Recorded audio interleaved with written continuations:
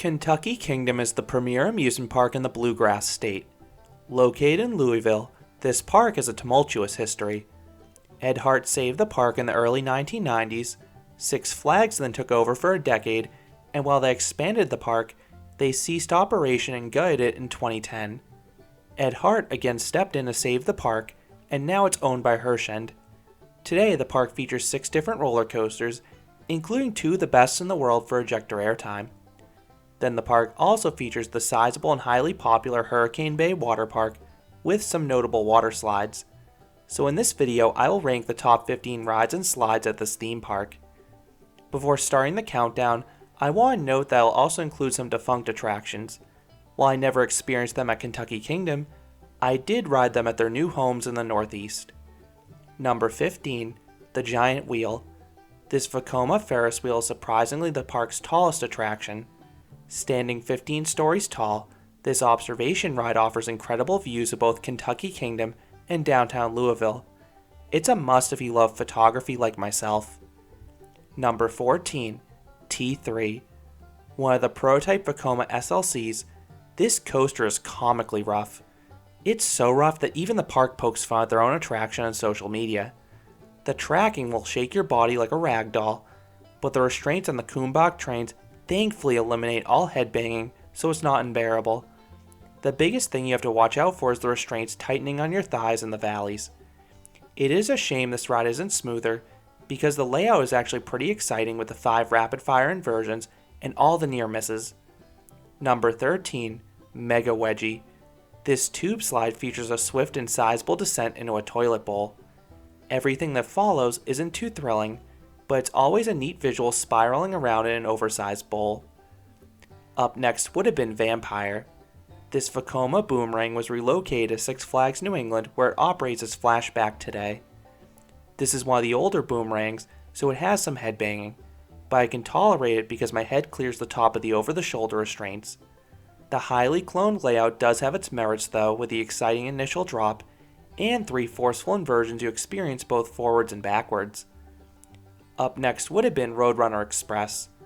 This Mauer Wild Mouse was also relocated to Six Flags New England, where it runs as Gotham City Gauntlet Escape from Arkham Asylum today. This mouse features some strong laterals on the initial hairpin turns, and a few of the final bunny hills can give weak pops of airtime, depending how harshly it's being braked. Number 12, Skycatcher. This ARM Star Flyer stands 13 stories tall. The rotation has a moderate force to it, but the ride is all about the visuals.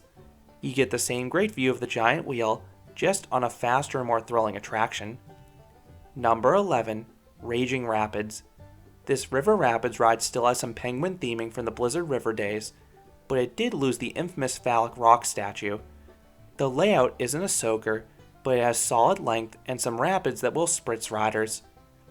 Number 10, Mile High Falls. This Hopkins creation is one of the largest Shoot the Chutes rides in the world, standing 90 feet or 27 meters tall. The drop has some nice zip to it, and the resultant splash is ginormous, so you come off this ride absolutely drenched. Number 9, Tornado. This Pro Slide funnel slide features the familiar plunge at the start that can give a little bit of airtime. Then you have that cool visual being engulfed by the massive funnel as you rock back and forth. Number 8, Cyclos. This Zamperla inverting frisbee runs a solid cycle. The downswings offer strong positive Gs that try to rip your legs off, and the super slow inversions are teeming with hang time. This one is deficient in the negative Gs or airtime department, but the other forces compensate. Number 7, Deepwater Dive. One of the tallest water slides in the world, this Pro Slide creation loads riders in a trapdoor 12 stories above the ground. It is intimidating looking out at the roller coasters and realizing you're taller than them. You then plummet back down to earth at a 70-degree angle. The visuals, if you can keep your eyes open, are shocking, and the entire experience is a quick rush.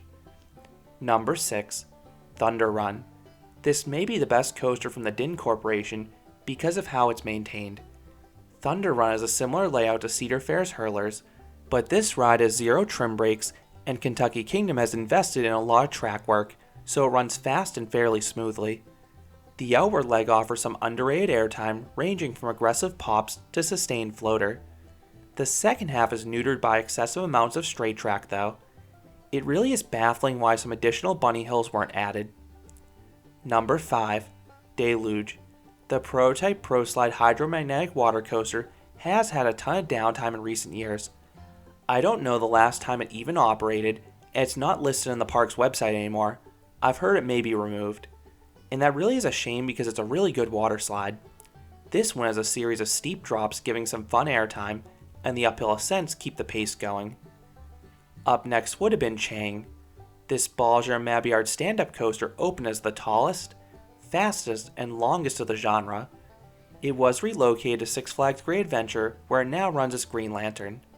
The ride gets a lot of hate due to comfort issues, but I've always enjoyed Green Lantern.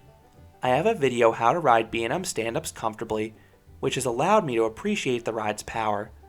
All of the ride's valleys try to jam you through the floor of the train. They make it feel like your legs are going to explode. And this is paired with 5 different inversions, including a sweet inclined loop. Number 4. Kentucky Flyer. This Junior Gravity Group wood coaster is the perfect family coaster. It has a low height requirement and minimal size to appeal to younger guests. And the layout has nearly a dozen airtime moments to appease coaster enthusiasts, including a quadruple down sequence in the second half that's particularly strong in the back.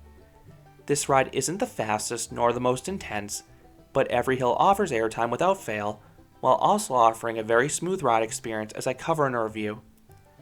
Number 3. Fearfall. This Larson drop tower is intense. It may not be the tallest drop tower in the world at just 14 stories tall, but it is one of the most forceful. You drop like a rock with almost no warning. I levitate out of my seat for the entire descent, while also getting a thrilling stomach-dropping sensation. I always come off this ride shell-shocked and want to run right back in line. Number 2. Lightning Run. I always come off the prototype Chance Hyper GTX asking myself one thing: why aren't there more? This little coaster is the power of an RMC. You have some powerful airtime, most notably the final few bunny hills. These are some of my favorite hills on any attraction. They are profiled so sharply and try to launch you into the ionosphere. The ride doesn't have the greatest sense of speed, but the flurry of airtime makes it a standout attraction, as I note in a separate review. And coming in at number 1 is Storm Chaser. This Rocky Mountain construction conversion of the former Twisted Twins roller coaster is one aggressive ride. This ride is notorious for running faster than the other small-scale RMCs, which results in some crazy ejector airtime.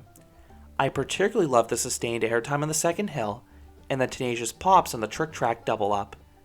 Then the ride also mixes in some fun inversions, most notably the barrel roll down drop loaded with hang time.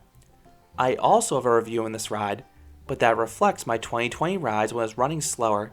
In all my other visits, including my 2021 ones, Storm Chaser ran much stronger.